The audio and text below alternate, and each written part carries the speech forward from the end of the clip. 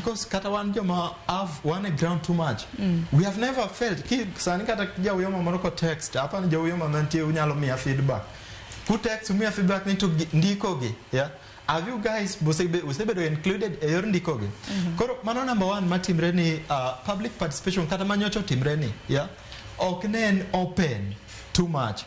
Jopinyo ko feel need they are included. Where don't the budget? About the budget, mano that was tabled yesterday, Katamano som, no.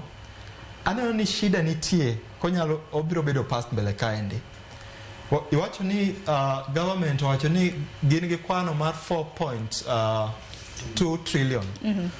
Nitie gik moko ariyo ma jopiny onego ng'e. Budget obedo divided e yore ariyo. Number one, nitie gimiluongo ni recurrent. Spendings madhi recurrent. To Abi explain the meaning of recurrent. After nitie spendings madhi gimiluongo ni development expenditure. Yeah? Koro kata atamalo ma pesa madhi recurrent awacho ni gin gik moko kaka maintenance, ndaro kethre iloso, yeah. Jotich nitie county ichulo. Mago gik madhi recurrent.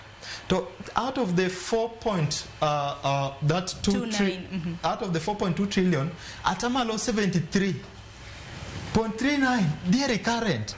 Tiende ni pesa madhi development ere. Yeah.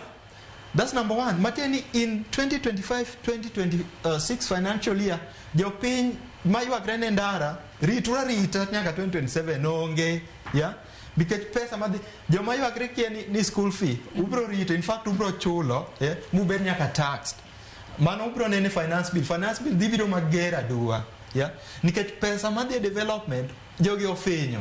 There's no money for development. That's number one. Two, aneno ka government wacho ni ntie ola, ntie pesa magidhi olo.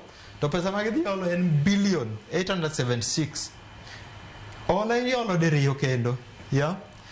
Ntie gimiluongo ni offshore debt. Tene ni wadhi loka, wadhi kwecho.